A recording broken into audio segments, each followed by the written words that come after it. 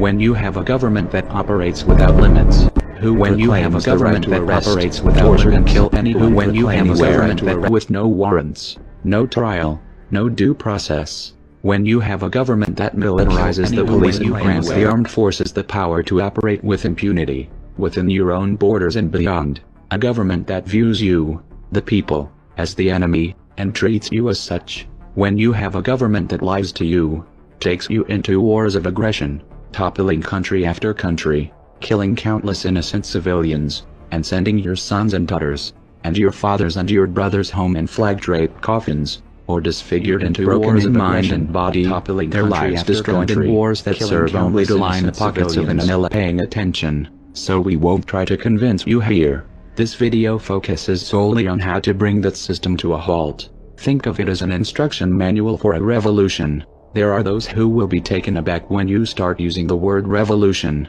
Revolution, the act of revolting, and overturning the current power structure is an extreme measure, one that should be handled with extreme caution, and in most cases they should be avoided.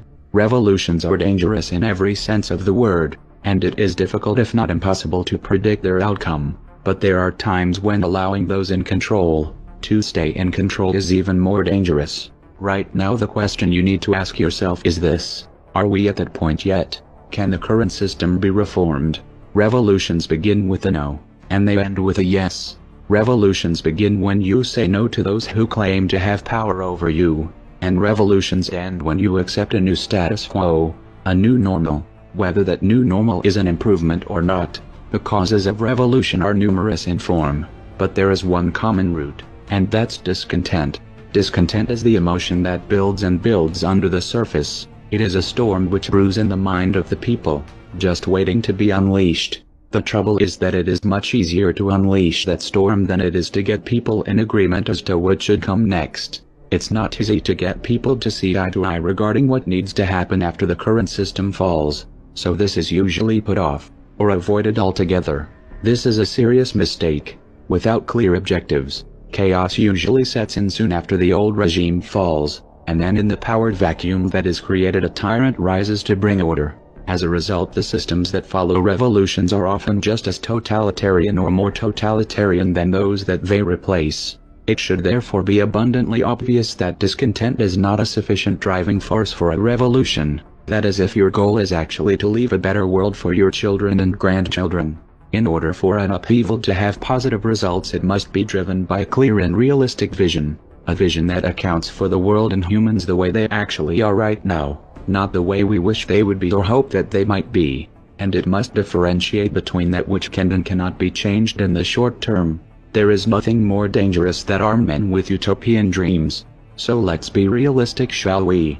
We the people are divided.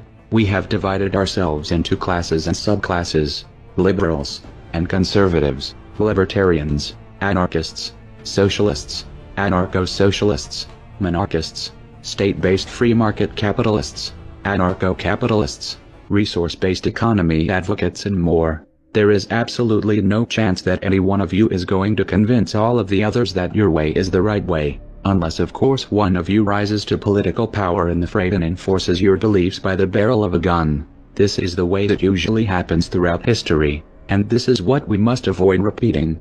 A movement is only successful if it starts with an idea that is strong enough to take root in the mind of the population, and inspires and motivates people to spread it. It is possible for a diverse and divided people to form a coalition in times of great need and unify around an idea, but it only works if that idea meets the following three requirements. 1.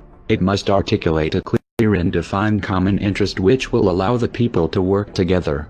The necessity for unification, even if that unification is temporary, needs to be evident to all stakeholders, and it must be accompanied by a sense of urgency which impels people to reach out to others in their community and spread the idea.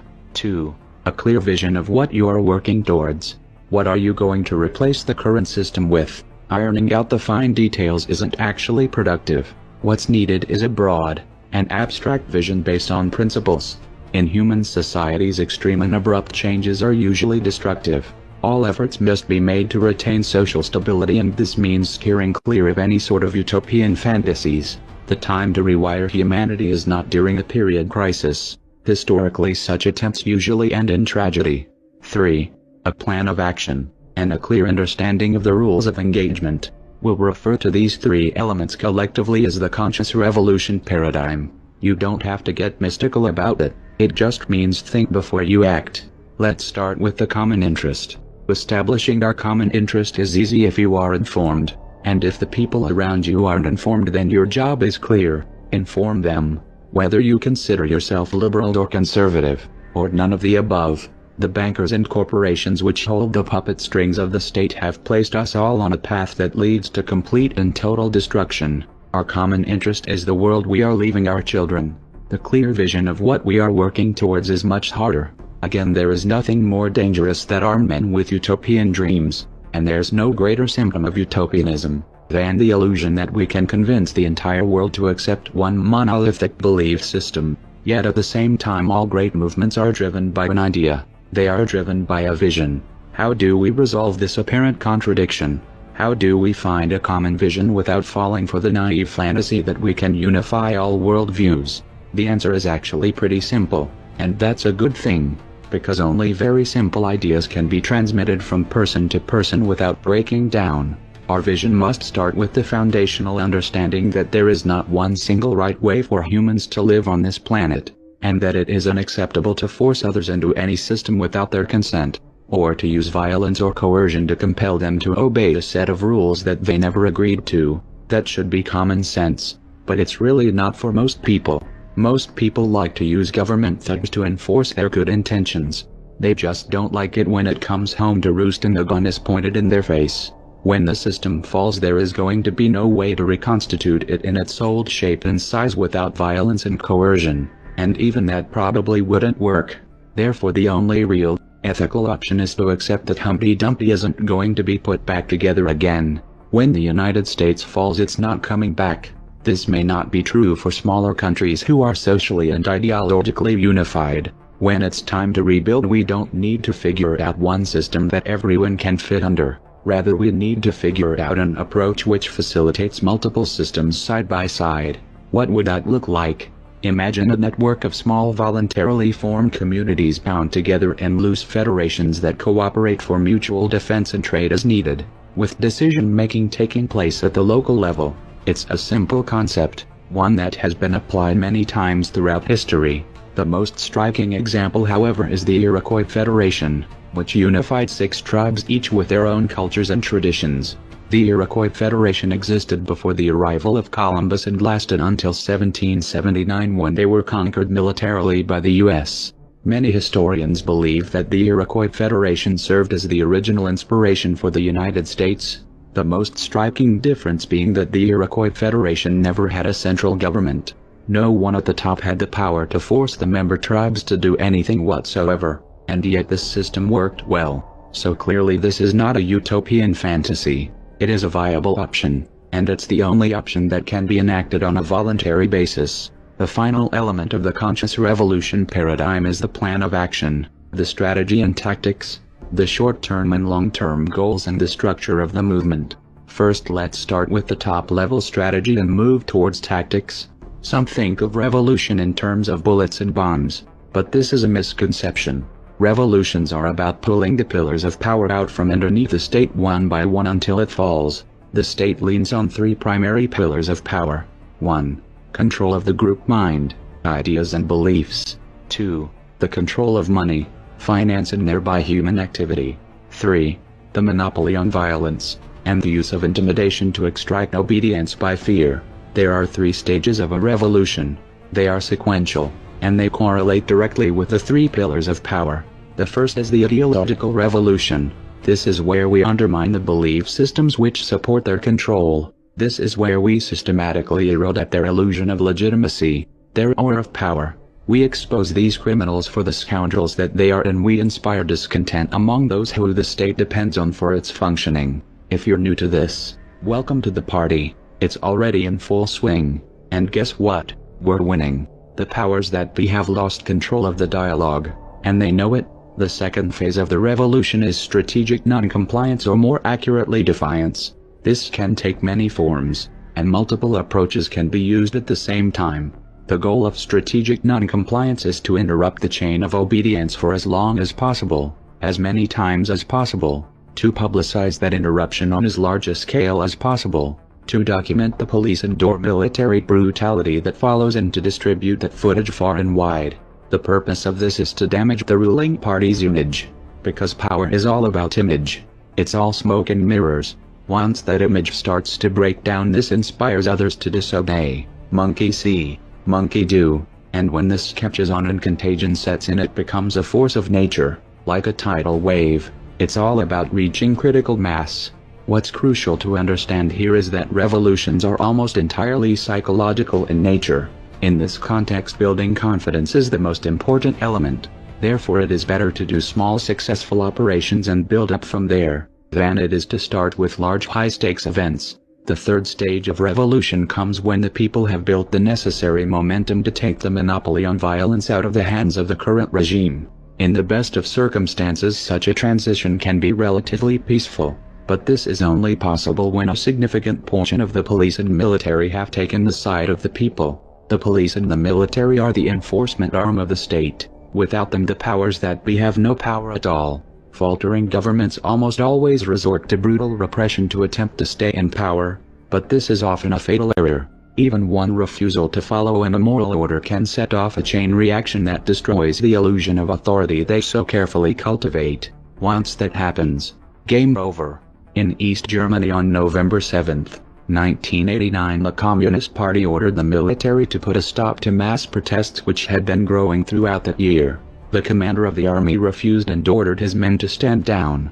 This sent a clear message that the Communist Party was no longer in control. This realization spread rapidly through the population and communism fell. Now, since this is such a crucial element in the equation, it's not something that should be left up to chance. Every effort needs to be made to right now reach out to the police and military, to help them wake up to what's going on and to let them know that the people will support them if they break the chain of command. Now that we've outlined the big picture, let's look at two other key elements: leadership and organizational structure. Our current system relies on a hierarchical chain of command, a social pyramid which allows a small handful of individuals to control everyone else. In sociology, this is referred to as vertical collectivism. If our long-term vision is not compatible with such a structure, it would be foolish to build a resistance movement which copies it. The ends don't justify the means will determine the end result.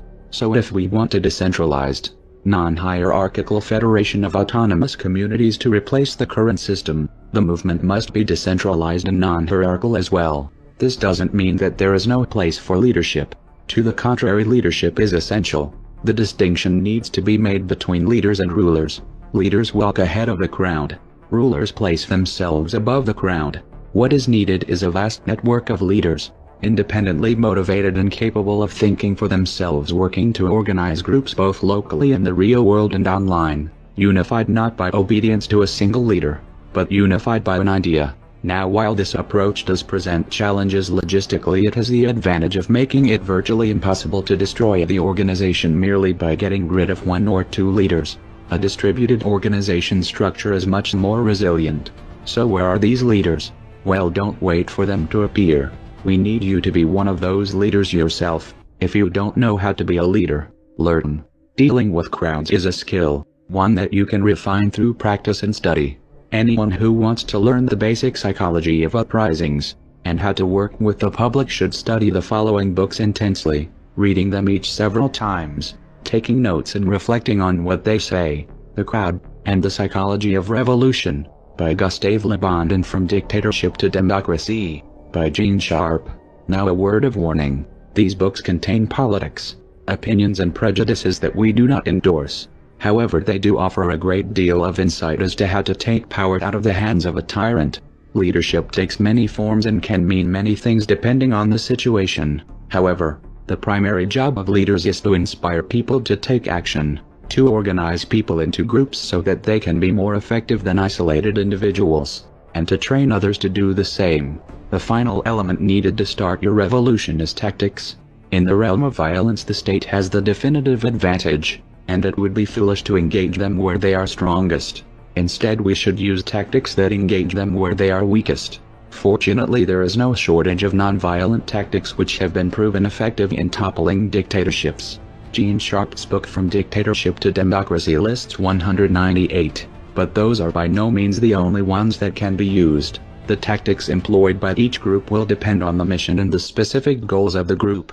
The military divides itself into Army, Air Force, Navy and Marines so that each can be specialized in the tactics of the terrain where they fight. Likewise, a non-violent movement should have specialized groups for specific issues. This is already developing.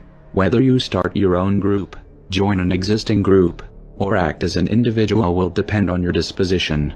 No one can decide that for you.